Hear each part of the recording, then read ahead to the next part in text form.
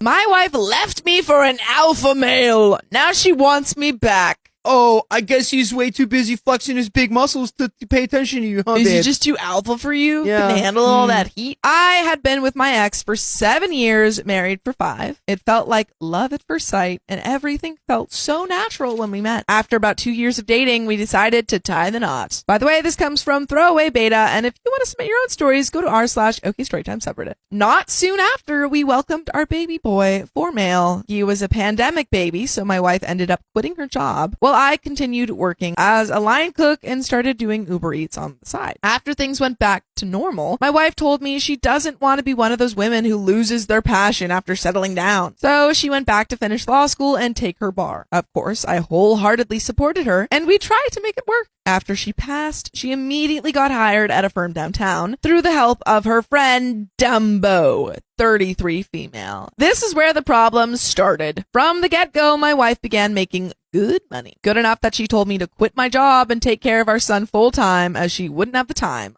I said no. I love my job. Cooking was my passion and even worked my way up to full-fledged chef. My biggest regret in our marriage had to have been her talking me into leaving, but I did and became a stay-at-home dad. And it's funny because she ran into what he's terming Dumbo.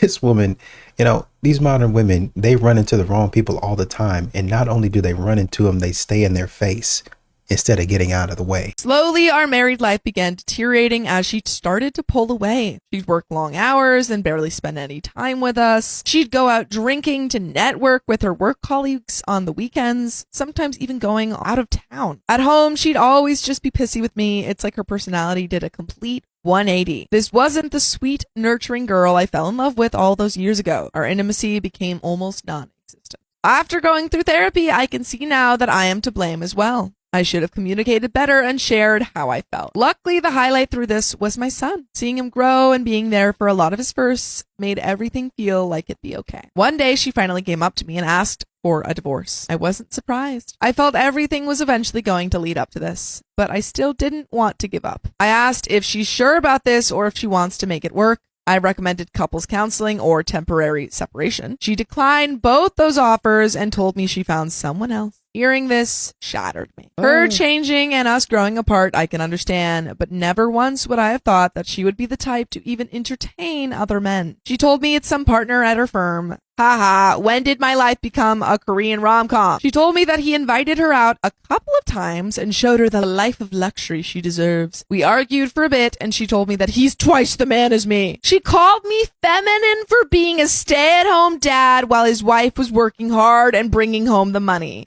And mind you, it was her idea for him to stay at the house. And what about me working 2 jobs during the pandemic? To her, those weren't real jobs. I was a delivery driver and a cook. Wow. She told me this new guy is an alpha male who knows a woman's needs and how to take care of her. She bragged about how tall and muscular he is, how he's a real job, and took her on weekend getaways that she told me were work-related. And here's the punter. He's such a man, he doesn't want to make things official until me and her are separated. I almost laughed at how delusional my ex had become. I asked her what about her son, and she said I can have him. What? Dang. Yeah, you can have him. I don't need him. He likes me better anyways. I think this hurt the most. I couldn't believe she said that about her own son, throwing him away like he's some object. For the first time, I couldn't recognize the person in front of me. I won't lie, I did let the anger get the best of me and said some hurtful things back. I could tell she was taken aback by this, probably because I almost never get that angry. She turned around and left. After she left, I cried my eyes out for 2 weeks, hoping she'd call and come back. I don't know, I don't love her anymore, but life without her feels so scary. The only thing that kept me going was my son. I knew I couldn't turn to the bottle or go down this dark path because of him. I managed to beg for my job back, and they rehired me for some weeknights only, which is better than nothing. I spent the next months just putting my head down and working in silence. The divorce proceedings were moving quickly, and before I knew it, it was official. The worst part about this was I felt like I had no support system. On social media, everyone was praising her for being this strong, independent woman who broke free of some metaphoric shackles. Like I was some villain holding her back. And not a single person messaged me on how I'm doing. And thank God they didn't, because this is what made me want to try therapy, and I haven't looked back since. And you'll notice what he had to do in picking himself up. This is what a lot of men have to do. Modern women get praised for absolute foolishness. Absolute foolishness. And the man has to pick himself up and continue. How come you're not in tune with your emotions? I just had to keep on going. I didn't really think about it. For this guy, he said, let me go to therapy and get my head on straight for my son, for myself. Let's see what happens next. For all those that are unsure about therapy, I'm telling you, it works. Now, fast forward to this week, I received a phone call from an unknown number, and when I picked up, it was my ex on the other line, bawling. She told me how her alpha male boyfriend found someone else, and she's too afraid to confront him because he's a partner at her firm. She finally explained her perspective and how everything led up to this point. Basically, my ex has admittedly always been really pretty and a social butterfly. After she had her son and the pandemic hit, she felt ugly and insecure, even if I told her she was pretty. So I guess when she got the job, she got the validation she wanted. Of course, feeding into these delusions was Dumbo, who recently had divorced her husband and poisoned my ex's thoughts with how I'm a failure as a man. How my ex is way prettier than me and she deserves someone of her standards. Apparently, I'm a beta male who rolls over and is stopping her from being free. She said a lot more specific stuff too that I think I'll keep to myself here. But it was definitely an eye-opening conversation. I shouldn't have pushed my ex away to be vulnerable enough to listen to Dumbo. But still, after hearing all this, I was really just disappointed more than anything that she would be stupid enough to throw everything away on some whim and peer pressure. My ex asked me if we could try again. She told me how much she misses me and how she took me and all I did for her for granted. For example, I always made her lunches in the morning, made sure she's up to date with her pills, and so on. She misses those little things. I admit to telling her that I missed her too, and I know our son does for sure, but she did make every decision herself. And what if things worked out with the other guy? I'm not some consolation prize she can come running back to. She cried and told me that she wanted me back a week after she left, but was too prideful to call. Don't care. I firmly told her no and hung up. Since then, my phone's been blowing up from friends and family that I'm heartless, that my wife was vulnerable and taken advantage of, and instead of picking up the pieces and helping her, I'm leaving her to fend for herself. I respect her father a lot, so I heard him out. He wants me to come over for a resolution/intervention this weekend and bring my son. They just want a conversation to hear both sides and see if it really is resolvable. I'm attending, but I'm going to stay firm with my answer. But all the recent messages have been making me rethink my stance. I just want to make sure I'm not in the wrong before I attend. So am I the a-hole? No! No. No! She doesn't care about your son, like, at all. She didn't bring him up once. She did not bring him up once. Yeah, no. You should not get back with this woman who literally only came back because she was rejected. No, are you serious? Sir, respectfully. I have a lot of respect for you, sir, but no. Your daughter made her bed, and she has to lay on it. You're talking to the wrong one. You raised her. Sir, you have to talk to your daughter and say, listen, this is the consequence of your actions. Who in the world calls somebody that did nothing wrong and gets on them about doing something wrong? I'm the one who stayed.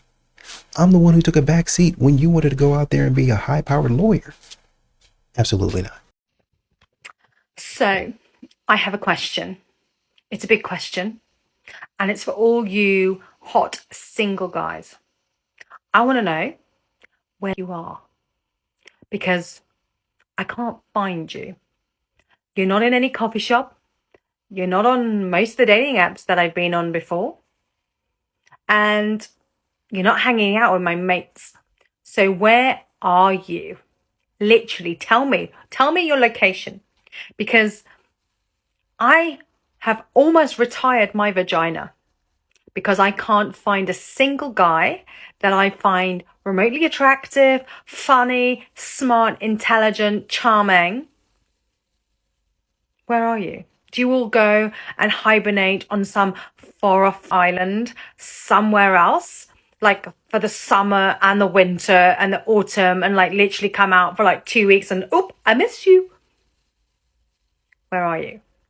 Come on, like answers on a postcard. St. Albans, send your location to me and I'm coming. Literally coming. I see a lot of modern women out there asking this question way too late. So I've come home, I've had a nice long bath, I've moisturised, everything, all of that, and now I'm laying in bed. The only appropriate thing to do at that point is to go on Hinge, innit? Really? And I've just caught myself doing something very shallow. Like, very shallow. And I'm going to tell you what it is. I was literally catching myself not even looking at what these men looked like. I was simply just going and looking at how tall they was, and if they was under 6 foot, I was like and I can justify myself before anybody starts. I've been done dirty. I've been done so dirty by men, right? So bad. So I just think to myself, do you know what? You short kings, you've pissed all over me and broke my heart on several occasions, right? Quite frankly, if he's going to fuck me over, at least he's 6 foot. And preferably brunette. This right here, this attitude is why y'all get in trouble. Y'all really don't know what you're looking for. You're really not looking for anything else but a man that's over 6 feet. I think when a man asks you, what do you bring to the table? I think that man is weak. I cannot imagine my dad asking my mom in those days, what do you bring to the table? Like, can you imagine? I feel right now that any man that asks a woman what you bring to the table is a very weak man, because a man in their own masculine and in their own power shouldn't need to ask that. They would know what they bring to the relationship and how they can hold the relationship. And here is the thing. This is my true belief. I feel that women naturally will bring like amazing things to the table. And, you know, as well as men. But the things that women bring most to the table are not actually the physical things. It's the energetics. You know, that energy that you take into a relationship and you start to see your man look good. He starts to do well in life. He starts to go up the career. Things start to look up for him. He starts to create better, have a better life. This is what we bring to the table. And this is what men need to realize. That women, we just bring the magic to the table. And all they have to do is to hold space for us to bring that magic more into their lives. So men, if you're watching this, this is what we bring to the table. Magic. Well, you know, back in the day, women used their words. They could communicate a little bit better than they do today. You're not saying that there's not still problems, but back in the day, men and women would talk to each other. They were social. They would meet up at a lot of the same places. They would a lot of times go to the same school. They lived in the same towns. They knew each other, right? And even if they didn't, once again, like I said, they would talk to each other. So he didn't have to ask outright, what is your value and what do you bring to the table? Because through conversation, you would learn each other's values. You would learn what each other brings to the table, and you would say, yeah, I like this girl, or I like this guy. I'm doing something that I'm not very proud of, and that is I am currently making a roast chicken for a man that's not my boyfriend or my husband. We're just casually seeing each other, and I'm making him a roast chicken. Why am I doing that? Why am I doing that? Oh my God, I have mental problems. Will he fall in love with me after I give him this? 1,000%. There's like absolutely no doubt in my mind that that's gonna happen. It's just like so embarrassing. Like I'm humiliated right now. Like this is, look it, I got a organic free range. This is simp behavior. 17 and a half years married, 4 kids. I begged this man, please I've never been out of the U.S. Can we please go out of the U.S.? I want to experience something new. Can we travel? Can we do something?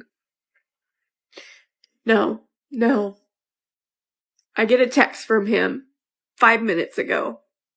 What does it say? Hey, I need your permission. It's in the planning, but me and Aaron, his fiance, are taking her kids and he wants to take Kylie to Mexico for spring break.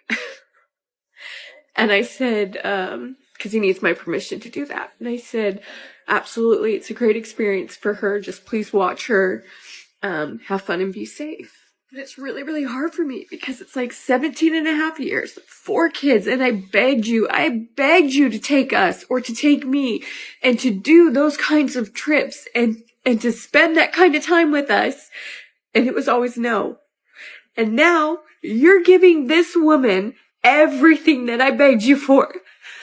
Everything I begged you for, you are giving to her. People do that because they want to feel heard. They want to know that they're validated for feeling the way that they're feeling, that it's not right and it isn't okay. And it confirms my choice to divorce was right. Even though I'm the one that was shamed and I'm the one that lost friends of 15 years because they didn't want to be associated with me anymore because I walked away. It's just so hurtful. It's so hurtful when the person that you love and just you see them give somebody else everything that you asked for. Everything you asked for. And they turn around and give it to somebody else. And maybe it's because he's giving it to her because he realized, hey, Mandy left me because I wouldn't give it to her and I wasn't listening to her. I'm not going to make that same mistake twice. But it still doesn't change the fact. You're giving her everything I asked you for. You know, talking about self-worth and loving yourself. It's hard not to, when something like this happens, to go, why is she worth doing all of this for and I'm not? And why? And I know I shouldn't think that, but you can't help but think that. And then on the other hand, you're like, and why can't I find somebody who wants to give me those things and wants to love me and let me love them too in the same? Like, I'm not just saying give that to me, but like mutual, like, I want to give you everything that you want and I want you to help me get the things that I want. But it just feels so unfair, and life isn't fair. And, you know, it's a hard pill to swallow, but it is what it is. Y'all ever think that maybe sometimes y'all take yourselves out of position? Yeah, maybe he should have. And in fact, maybe he was trying to give you those things. But maybe through the course of the relationship, something was said or something was done. Modern women never seem to focus on that part. They never seem to say, now, why is he giving her the things that he never gave me? They just say, oh, it's his fault. He's doing this. Sometimes when you get into a new relationship, you feel revived. You feel rejuvenated. And you want to go do things that you felt like you couldn't do in a previous relationship. You know, sometimes it's brought about by people agreeing, by people compromising. You later find out down the road that that person didn't want to do it at all. They just did it because it would make you happy. Oh, I just went fishing with you because I don't like fishing. I've never been fishing, actually. Really? Yeah, I mean, but you said that you wanted to go and I wanted to be around you, so I just went. Oh, cool. Shoot. Then he said, man, she went fishing with me. I want to do this for her. Maybe I'm not really a Taylor Swift fan, but I'll go with you and your friends. I'm not going to volunteer, but if you ask me, I'll go. Oh, man, you got your man to go to Taylor Swift concert? Well, she went fishing with me last week, so it's only fair, right? And then you get there, you might have a good time. Man, I had a friend actually say that. His wife, they went to a Taylor Swift concert. Now, I ain't going, but he went. He was like, oh, man, it was great, man. I didn't think I was going to have a good time. I thought I was going to hate it. Bro, it was live in there. I was like, oh, okay, that's what's up. But it happens because, oh, she's going to do something for me. She bought me these really nice pair of shoes, and I appreciate her for that. I'm going to show her appreciation by getting into the stuff that she likes, by taking an interest in the stuff that she likes. Modern women these days don't take an interest in their man. They don't care about what he got going on, or maybe they do. They just, for whatever reason, they never get into it. Oh, I got to do something with the kids today, or I got something for work, or, oh man, I got the book club. Talk to me about it when I get back. And the man never really has time. He never really gets the time. He's always last priority in these situations. So the man decides, oh, you gonna leave me? You gonna walk away? Let me go find somebody that I think likes me, because now I have a clear picture of what I'm looking for. He finds that man, and they start doing things together because she makes time for him. She actually takes an interest in him. She actually operates like she likes him. And so now you're sitting up on the internet crying about it because maybe you didn't do some of those things. The matriarchy is right now, and it's up to us. Every choice, every relationship, every workplace. What blows my mind is they think by them taking over, well, the matriarchy is this, the time is now. It's not going to be any different. Y'all are human and y'all got the same ideas as men do. Y'all show it every day. Y'all are, well, we're more emotionally intelligent. No, you're not. You're not at all. Y'all are just as susceptible to your emotions as a man is. Well, y'all get angry and y'all have everything just ruined. So do you. So do you. You get sad and ruin everything. It don't matter. That's what I'm trying to tell you. A woman, we can go back to the video. Woman was feeling some type of way during the pandemic. The man said, you know what? You want to go take the bar? You want to go be a lawyer? Go out there and do you. Supported the woman. Woman starts killing it, making money. How about you stay home and take care of the kids? You be a stay-at-home dad. You know what? I got it. Go ahead and keep on killing it. She gets up to that job site and starts acting a plumb fool. A plumb fool. And then comes home, starts talking to him crazy. Talking about the man at her job, which she had no business being with. Talking about we going on work trips, but it's really a vacation. She outed herself. Talking about, oh, well, he's more of a man than you are. He's an alpha man and he knows exactly what I need. That's because he don't got to deal with you day in and day out. So he can give you what you need because he can go home and get 8, 9, 10 hours of sleep. He can go to the gym and come home. He only got to deal with you 8 hours a day. 8 hours a day. Hey, let's go out for drinks. I get to do the fun stuff and send you back on home to your family, to your husband, where he got to do the dirty work. He got to walk you through your emotions. Oh, this client was so difficult. He got to hear you dump on him about what happened and got to take the hard stuff. And then you go out there happy-go-lucky talking to your other man that is such an alpha male about the stuff, the great stuff that you should have been telling your husband about, the positive stuff that you should have been telling him about. He got to hear that. He got to shoulder your emotions.